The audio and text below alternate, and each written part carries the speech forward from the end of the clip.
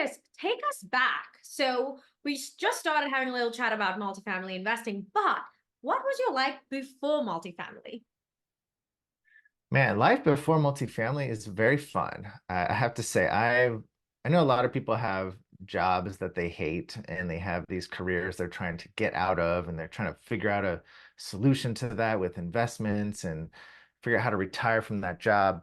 And I had a really fun career. I'm gonna watch. I'll share a quick screen share here. I'll give you a quick idea um, of what I'm talking about. So Oh, my life wow. comes Okay. from Amazing. kind of the creative side a little bit. I'm a creative person. I enjoy telling stories. I enjoy music. And so I got into a career in the Hollywood entertainment industry, working in television, mainly unscripted television, reality, documentaries. And so I have a career as an editor and a producer. So I worked on shows like Shark Week for Discovery Channel. I did shows like America's Next Top Model. So over here you can see that's me editing Shark Week. That's what it looks like to be an editor. You're stuck in front of a Oh, I can see computer the all day. shark. Yeah, look at that. Wow. And that's me on set in New York with America's Next Top Model. So we'd go out and produce those shows. And we created a show called Ancient Aliens for History Channel. I got to work for MTV and VH1 and Amazon. I did a bunch of fashion work for Amazon. So I have this really fun job creating television. And from there, I also, as a musician, I play the drums. So here's some photos of me on tour. I've toured this country many times, playing the drums, being on stage in front of thousands of people at auditoriums like that bottom photo, or being on festival stages for radio shows. I've played in different bands from pop music to electronic music to heavy metal to pop punk. So I've done a lot of fun, creative work, and I love that side of life. Um, and the fun part about that is I get to exercise my business side in that because I've always been business focused. So even in these creative fields where a lot of people work in these jobs and they just kind of do creative stuff, I've always followed the money and where the money is going and who's paying for things and what's the benefit if we create this show this way. And I got to really feel the weight of that because as a television editor, I don't know how much you know about TV, but when we create these shows, they go out and they create an idea, then they cast a show, then they go and film a show. They travel all over the world. They bring cast and crew all over the place. They're spending hundreds of thousands of dollars. And then at the very end of it, all of that work ends up in my hands as the editor. And they go, okay, now we've done all this work, Chris. It's up to you to make a television show that we can then sell to our advertisers and make money and entertain everyone in America. So I got to feel that gravity and that weight on a daily basis. So I got really used to dealing with, a lot of pressure and a lot of eyeballs and a lot of oversight and knowing that there's a, multi-million dollar project sitting in my hands every given day. So it was a good learning experience of how to be creative and think fast with a lot of pressure and a lot of money at stake. And then, as you can see on the right, this kind of led to me having a family, and that's where a lot of my real estate career kind of jumped off. But that's me with my son. You can see teaching him how to edit Shark Week there. So Teaching him that's where I early. went. Yeah, teaching him early. So The youngest that's a bit editor of about me Shark Week. before real estate. Very cool. Amazing. Wow, Chris. So from that, you switched to now a multifamily real estate investor and a financial professional. That's a bit of a dramatic shift. Tell us a little bit about that. Like, why did you shift? I mean, I that sounds like a really, really fun career you had there. It is, and it's a great question, honestly. And I think there's plenty of people who just enjoy your career and you just work forever. And the problem with television is that you make a good amount of money, but there's no long-term wealth to be built out of it. There's no retirement, there's no residuals. There's basically you get paid when you work, and then that's it. When you don't work, you don't get paid. And I realized quickly that I needed to have some kind of assets, something I could buy and hold long term that would keep putting money in my pocket And I'll tell you a story. I had one conversation with another editor who he was in his mid 60s. And I said something, somehow retirement came up. And he goes, "Yeah, I got to figure that out." And I was like, "Man, you're in your 60s. When were you planning to figure that out?" He's like, I don't know." Because, but that's what happens in the entertainment industry is we all think creative and fun, and you make enough money that that kind of works for that month and the next month, and then all of a sudden years go by and you're trapped in this rut of just making enough money. And so I decided to start building assets. So here's I'm gonna go back to my screen share here for a second. So I realized quickly that my son, my family, my wife, they needed more than just me working every day at a job where I couldn't see them. So I started to build assets and buy assets. So I started with single family rentals. There's me and my wife and my son. We built a couple houses in Memphis that we were gonna own long term and hold them and rent them out. And that worked fine for a while, but then realized that owning single family rentals is a bit of a slower trajectory than what I was looking for. So we started getting invested in multifamily projects, large, 100, 200, 250 unit properties.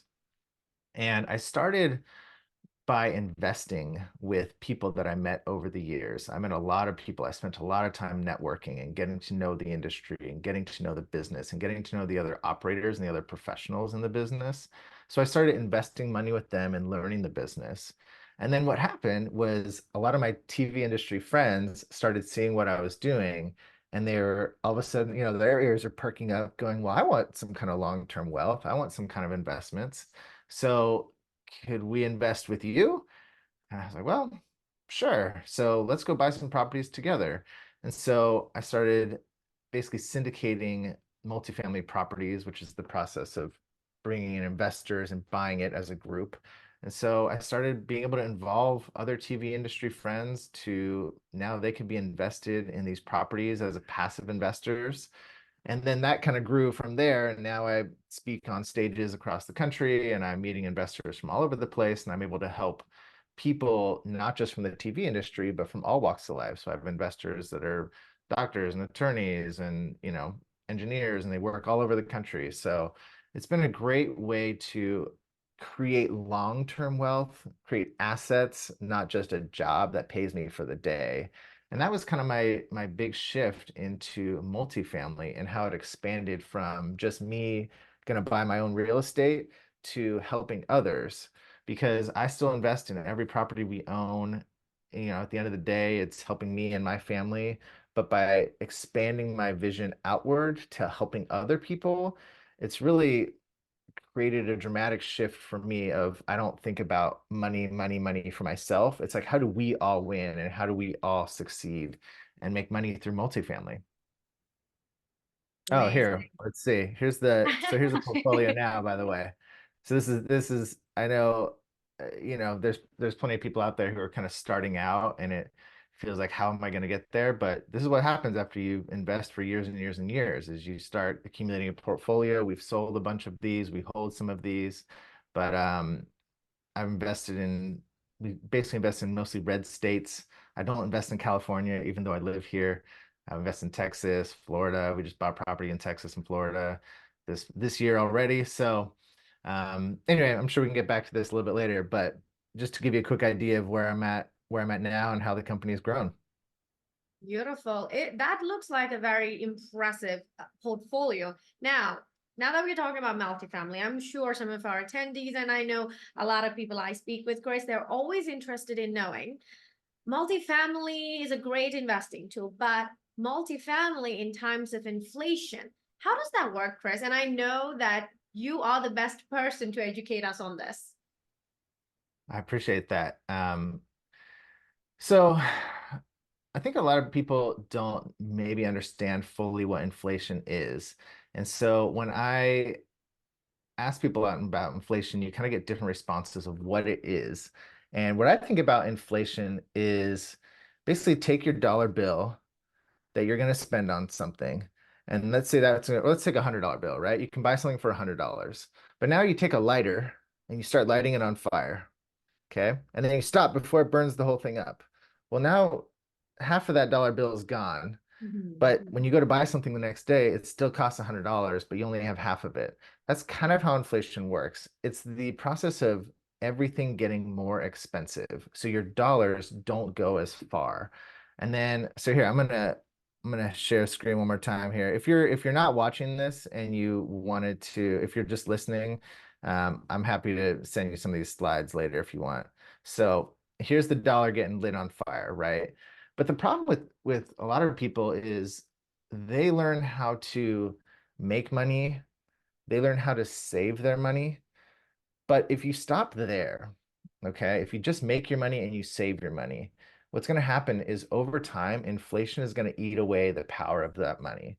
So you have to learn how to multiply your money and to get it to go faster, to grow faster than inflation is eating away at it. Okay. So let's see. What would if I know we're not getting a lot of audible feedback here, but I'm wondering if people know what inflation was in the past year.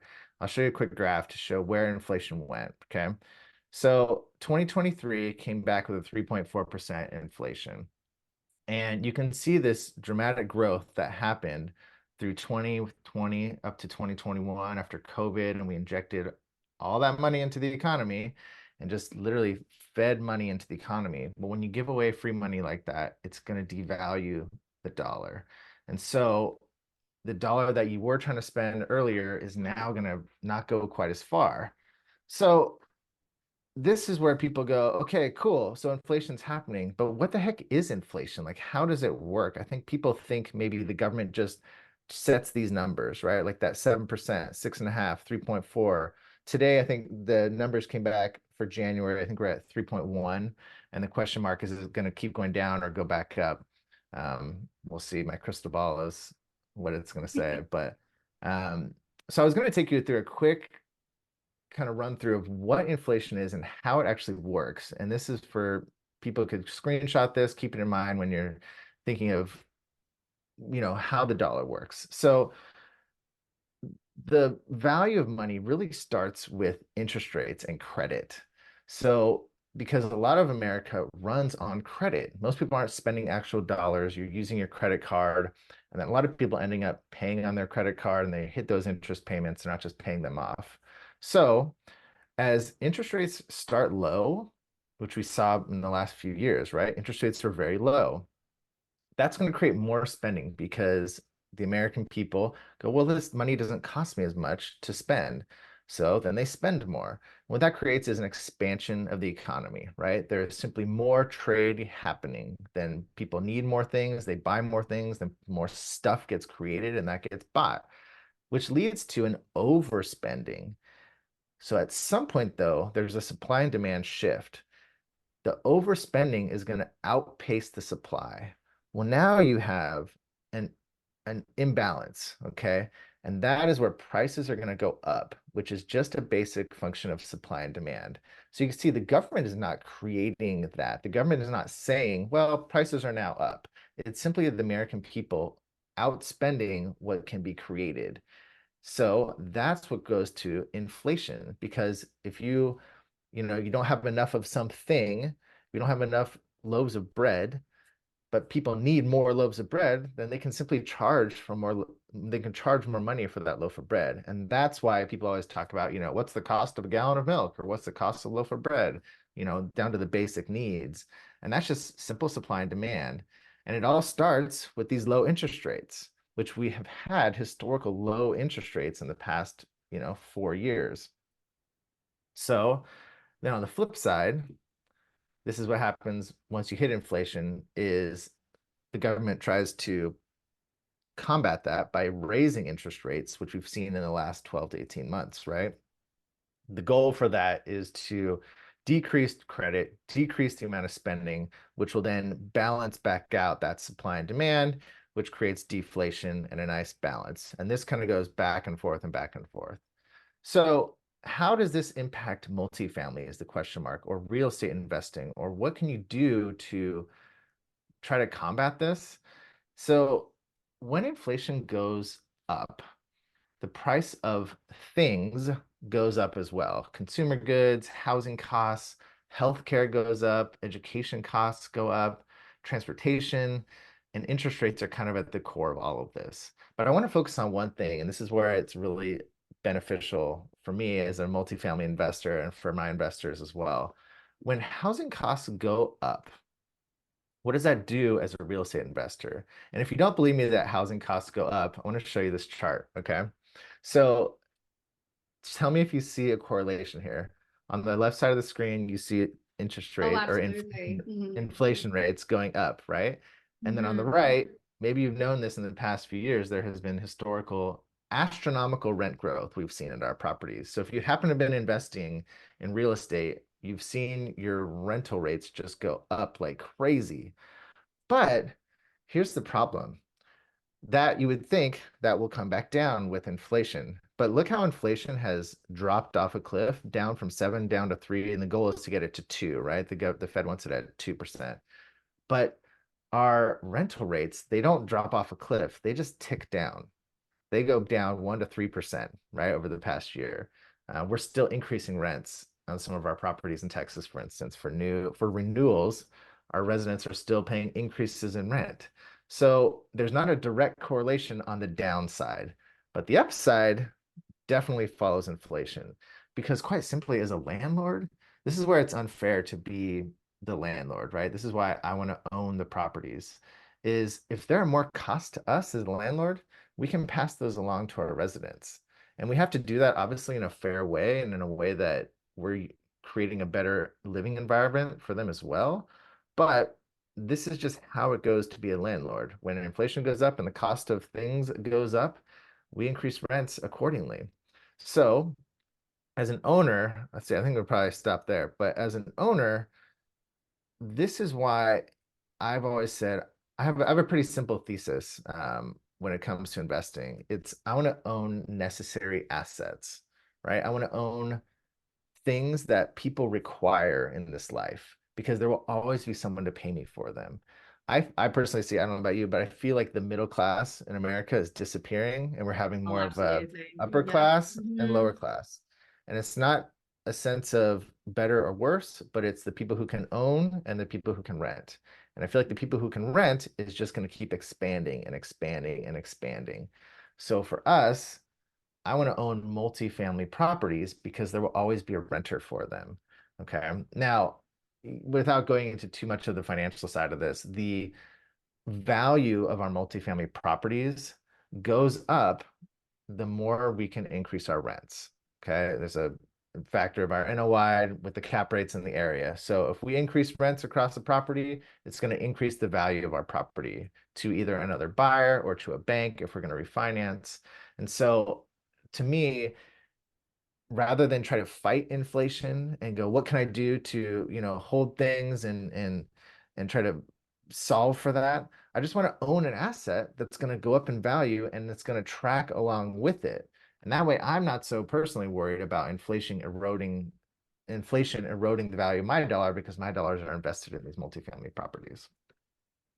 I think, Chris, a lot of, especially some of our attendees coming here today, they share the same sentiments, like being able to invest into something that will continue to appreciate in value as time goes by versus, something like, say, for instance, a car, you buy it, as soon as you take it out of the lot, it depreciates, goes right down, right? But while we're on Right. that topic, with these times, you spoke a little bit about inflation. I really like that idea of burning the dollar bill. I don't think I'll Yeah. be able to get that out of my mind. Yeah.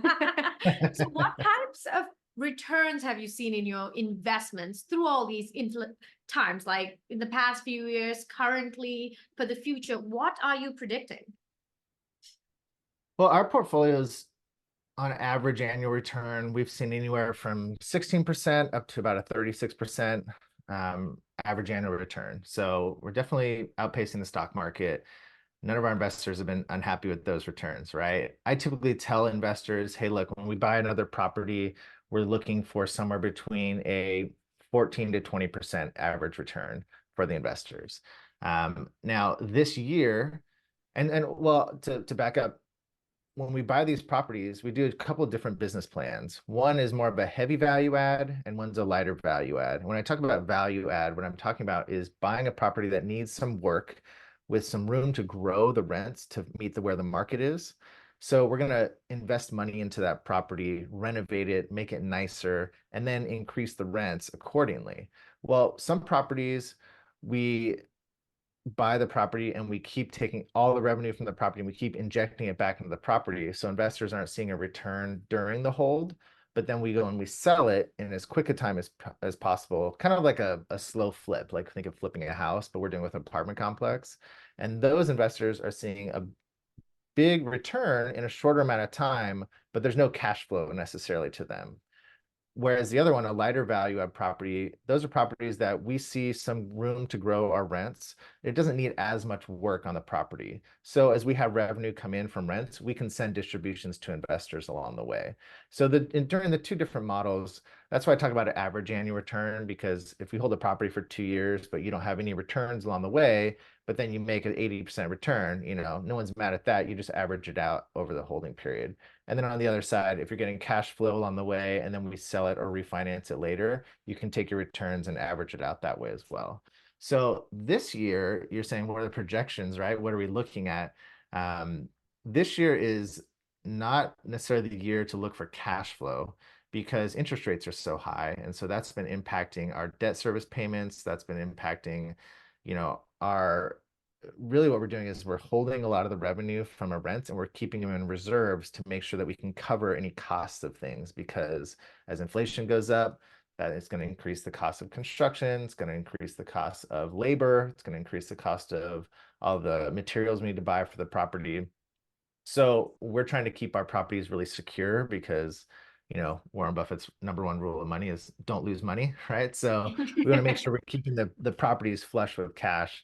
And so buying properties right now, we're seeing a couple of great plays that are happening right now. One is we're buying a property that has been not neglected, but it's in some kind of distress that we can go in and buy it at a discount and have a business plan where in the next couple of years we're going to make a lot of money on it, but it's not a heavy cash flow play. Or we're going out and we're actually buying properties where we're acquiring the loan from 2, 3 years ago. Okay, we're assuming the loan that comes with the property at a low interest rate, and then we are able to cash flow to investors. So that's the nice thing about multifamily, honestly, is there are a lot of different options. You're not stuck with this is the only play to do. This is the only way to make money. You can make money a lot of different ways with apartments. You just have to be creative and know what business plans work and then how to operate them effectively. Amazing. Now, of course, my favorite question. Why do you think, Chris, that multifamily investments are a great investments to do through a self-directed IRA? It's a great investment to use. A lot of my investors bring their retirement funds to invest in multifamily syndications, which is what I do. Syndication, like I said, is it's group buying. It's the ability to invest your money into a larger deal than you could ever afford on your own. And so when you're using retirement funds, one, it gives you the ability to diversify your portfolio. A lot of people, with retirement, this is your nest egg, right? This is the money you've set aside for yourself and your family to retire comfortably. So, people preach, diversification. And so you don't have it all tied up in Tesla stock or all tied up in one house. So you can invest some of your money in a stock portfolio, but then investing in multifamily gives you the ability to invest large chunks of capital into a business that's operating with a large number of units, getting this effective economies of scale, right? We have 200 units bringing in rents. So when two of them are vacant, we're not worried about that dropping the numbers down significantly. So you're able to diversify into a operating business that's still in real estate. And then also there's a great thing, which is with your retirement funds, you're not able to self deal, it's called, where you can't own your own rental property with your own retirement funds and make all your decisions and hire people and do work on your own property. It's against the retirement laws. So, by investing it in a syndication where you get to be a passive investor, you can avoid those laws and you can still be invested in real estate that you don't have to control, and no one's going to come after you saying that you've broken those laws of retirement. It's not laws, but I'm just using that word because it's understandable. um, and then the other beauty is that when we buy some of these properties, sometimes we sell them in 2, 3, 4 years. So that's going to create a capital event, right? You're going to get hit with, oh, you made all this profit. Well, if you can keep it in your retirement account, you can avoid paying those taxes, until you retire, or sometimes altogether. If you talk to Donna, and she can help you strategize that. But you can keep your money moving and churning and building and growing without the worry of having to pay the taxes on that this year out of your personal cash flow.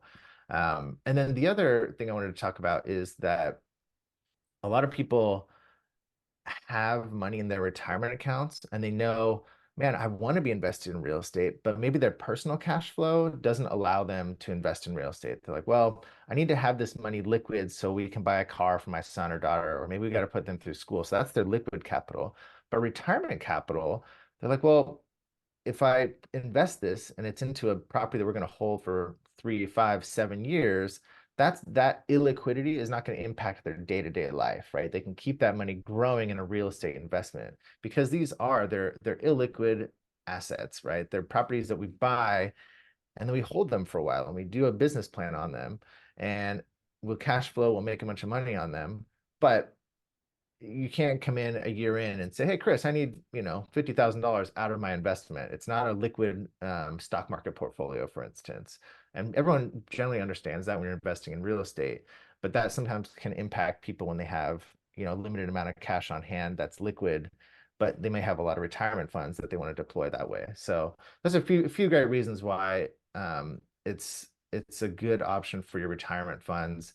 I think what's beautiful about I know Madison and the whole team there is you guys have different options that you can facilitate for your investors. And I know you didn't ask this in your question, but I'm going to plug it anyway because I love it. Is that if everyone's listening, I've worked with Madison for a few different deals, and they're I found them to be the best, smoothest, most efficient team to make this happen. And I've worked with quite a few other self-directed retirement companies, trust companies, and they're the ones I recommend. They're my go-to with my investors. So I can't thank you guys enough for making the process smooth and easy and efficient for your investors. Absolutely. That's what we're here for. And Chris, music to my ears to hear you say that, because our job really is twofold, right? First of all, we want to make individuals uh, be able to diversify their retirement, retire richer, but also make retirement accessible and affordable. But we also love working with companies such as yourself, where you want to leave a positive social impact, but generate wealth, like for everybody. I love that you use the term passive investor, because I feel like there's a lot of people, they have their 9 to 5 jobs and they think, would love to get into real estate, but I can't because I don't have the time, I don't have the energy. And here it is, passive investing, get into a syndication deal, especially through your retirement money that is just sitting around basically doing nothing. And I can guarantee you from my experience, there's a lot of people out there with 401ks just sitting from a previous job and doing absolutely nothing. And on that note, Yeah. I think we might have some questions for Chris, right, Brianna? Yeah, absolutely. If you guys out there have any questions, you can always drop them in the Q&A chat. But yeah, definitely want to get started with this Q&A. So Chris, how many properties have you invested in so far? 21. We just closed our 21st property, Jacksonville, Florida. Yeah, we bought a 64 unit last week. And then in the end of December, January, we bought a 246 unit in Dallas, Texas as well. So I keep moving. I like one thing I've built out over the years, and this is really, I think, the benefit, I think why a lot of people enjoy working with our company is that we have a team of experts in their markets. So we'll buy a property in Dallas, Texas, and we'll partner with boots on the ground operators in that market. And then in Florida, a different team in Florida. So I'm not trying to be in all different places at once. So people can come to Amity Cash Flow as a central hub and get investment options in different markets with expertise in all the different markets. Now, I'm obviously on site all the time. I'm constantly flying around the country, but I also don't want to ever assume that I'm going to be a stronger player than the person who lives 5 minutes from the property, or the property management team that we've partnered with that is a living, breathing expert in that specific market. And that's how I've operated. So when I've invested in properties over the years, I've developed these relationships. I've developed a really a footing in each of these markets that I invest in. And so I've able to be in basically repeat investing in these markets and grow my footprint and grow my knowledge. And really what that ends up doing is it grows the wealth for our investors as well. Amazing, amazing. And how do you approach investor relations? And as far as an investor, what kind of reporting would they get? Man, this is one of the benefits I've had of investing. As I grew my education, my knowledge, I invested with a lot of different operators to see what I liked as an investor. I've been an investor, I've been a passive investor, so I know what it feels like to have $100,000 tied up in a property and to know what it feels like when I'm getting good or bad reporting. And I will say it's something I'm really proud of. I get a lot of great feedback on the reporting I do. So we send out monthly reports to our investors. Our investors, just to take a step back, they're co-owners of a property, right? The way we structure our business, they actually co-own the property with us. So they're entitled to all the financial reporting, everything they would want to know. It's a fully transparent operation. Just like if you and I bought a house, we could just talk about how's the house going. So a lot of investors may feel overwhelmed, like, well, there's this 200 unit property. You know, who am I to ask these questions? Well, you're a co-owner. You invested a lot of money in this property.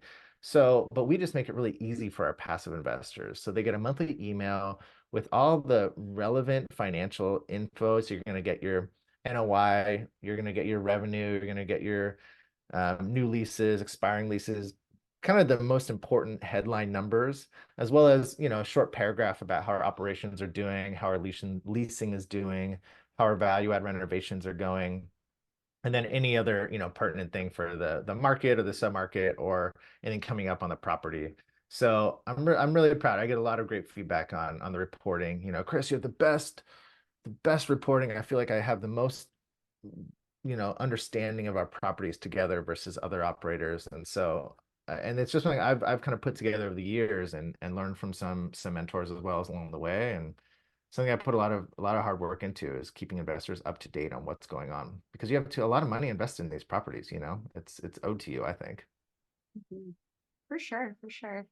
Another question that came in is, can teachers use their 403B to invest in multifamily apartments? I think I can actually jump into that. So depending on Please. the plan, a 403B, a 401k, any qualified retirement plan, yes, you can use the retirement funds, but not within the plan. So you will need someone like Madison Trust to set up a self-directed IRA, and we provide options like traditional Roth, SEP, simple IRAs, and you will need to speak with your plan administrator to ask, how much of the funds am I able to actually roll over into another IRA?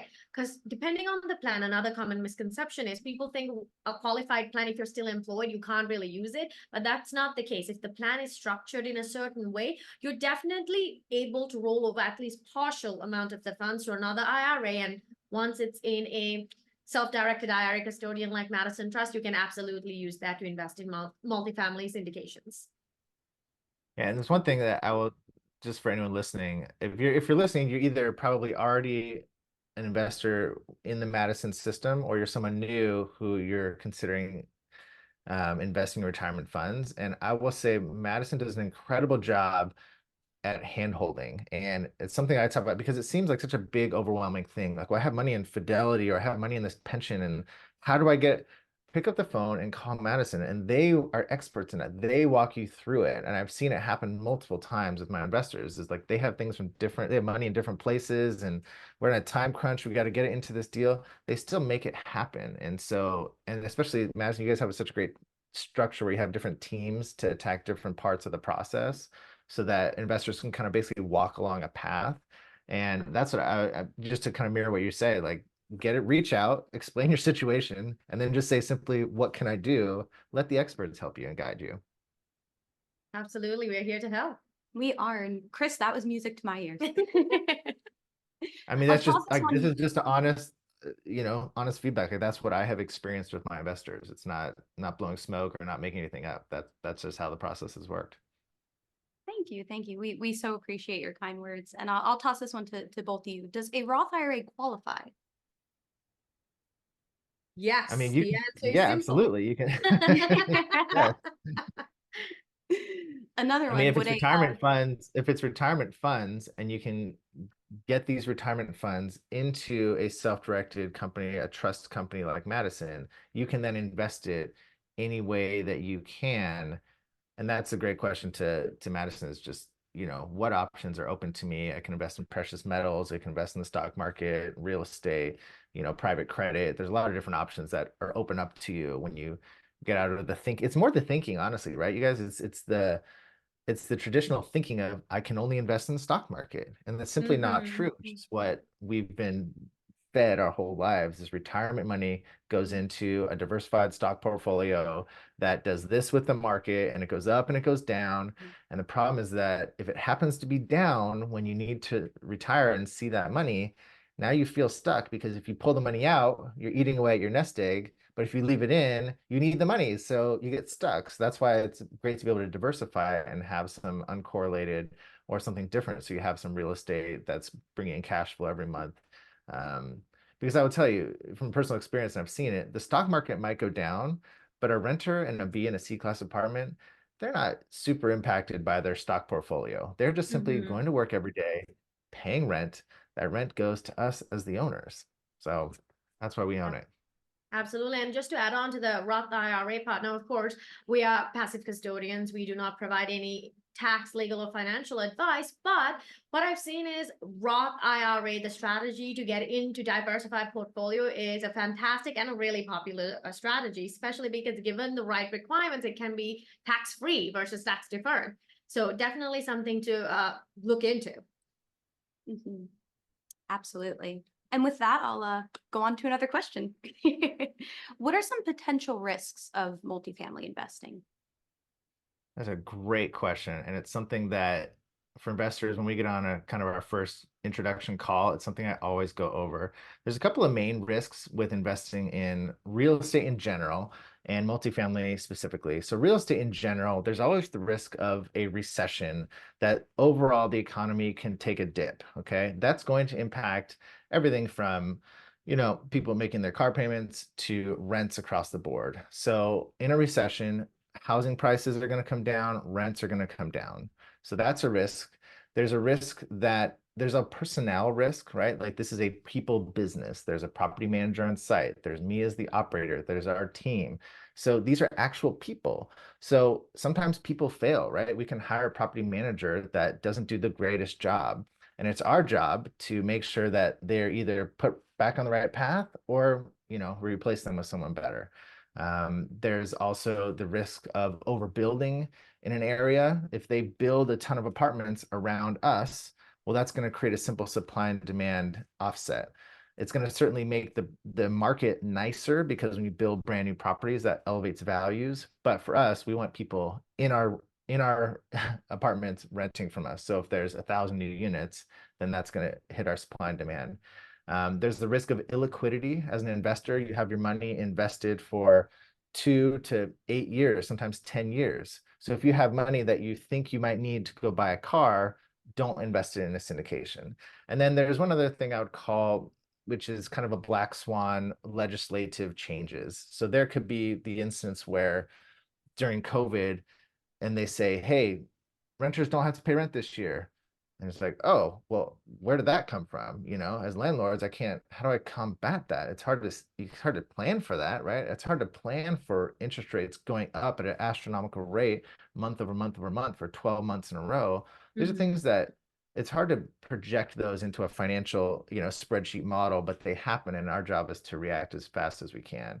And all of these things, they're risks, but by being aware of the risks, you can try to combat them before you even buy the property. Do your proper due diligence, make sure they're not building anything around you, make sure you have a great property where your rents are below the market rents. You're not trying to top out the rents of the market. Make sure you talk with your investors and let them know. Like all my investors know, like I'm asking them first, what do you have coming up in the next 5 years, 10 years? What kind of financial needs do you have? Do you have children going to college? Do you have any, medical things that are going to be coming up that you're planning for? Do you need a new car? Are you going to be moving? So planning for the liquidity events that are coming up. So there are certainly ways to mitigate against these risks, but there are definitely risks. And that's, to me, investing as a concept involves risk. It's just you allocating your risk return appropriately and spreading that out across a few different properties. Mhm. Amazing, amazing. So we have time for one final question. What kind of Sure. control do investors have in these deals? It's a great question. And in my deals, investors are looking to be passive investors. Investors have zero control. And the way I want you to think about that is investors have money, they have jobs, they have a family, they have a life. They're not looking to be real estate professionals and do this day in and day out like I do. So they're looking to take their money and go, hey, look, you are professionals that do this. You guys make all the decisions with this money. You have to, as an investor, that's why it's really important to get to know the operator that you're investing with. Spend time getting to know them. Ask them all your questions, your big questions, your small questions. And if you ever feel the sense that the operator is not valuing your questions or giving you responses that you feel are adequate, invest with someone else, please. But the other way I want you to think about it is, let's say you are a really savvy investor and you've been investing in real estate your whole life. Well, the next investor next to you might just simply be a doctor who sees the value in real estate. And so they write a check and they go, well, here's a $500,000 check. I don't want to be involved in this. Well, now let's say a decision comes up on the property. What color are we going to paint the exterior? Are we going to renovate and add washer dryers to the units? Well, now you have this doctor who has no business making those decisions and a savvy real estate investor. You don't want the doctor making a decision with your money at all. Okay? You want the person who's over here operating the apartments on a daily basis. And so that's what our team does. We have the active general partners who are making all the decisions on the property, and then the passive investors who get to enjoy writing a check, being an investor, and seeing the returns show up as mailbox money. And they don't have to worry about the decisions on a day-to-day basis. And we as operators, we're not looking to them and leaning on them for decisions. Plus, sometimes, we can have as little as 15 investors, and we could have as much as 50 or 60 investors in a property. So imagine 60 people trying to make a decision about what color to paint the exterior of our building. So hope that answers your question. For sure, for sure. And that would be a tough one with 60 people. Yeah. So I do actually want to toss it back to you, Chris and you, Donna. Any last thoughts before we close off the webinar? Man, I'm going to share a quick contact info here. If you're looking on here, this would be a great way to get in touch with me. This year is, I will say, a quick pitch forward on what we're seeing this year and seeing last year. Last year, not a lot of properties were trading hands, buying and selling. Transaction volume was down considerably, 80% across the board. So this year, I've been saying, look, deals are going to be popping up a little bit more, but there are a lot of deals that won't pencil because interest rates currently today are still high. So when deals do pencil and they do make sense, they make a lot of sense. They're very obvious and they're very apparent. Our last deal in Florida, we launched that deal and within 1 hour, it was completely full to investors. So investors who are looking to invest in these types of properties, now is a great time to reach out and get to know me and the team, get to know other operators if you're looking at other investments, get comfortable with it. So when a property comes up, you're ready to invest. Because I tell people, look, you never want to feel rushed with these things. If someone ever feels like they're rushing you, that's probably not the right investment for you. But I do encourage you to be ready and to be prepared. So when you see an opportunity, you can jump on it because they will fill up quickly this year, just because the sheer amount of deals that are coming up.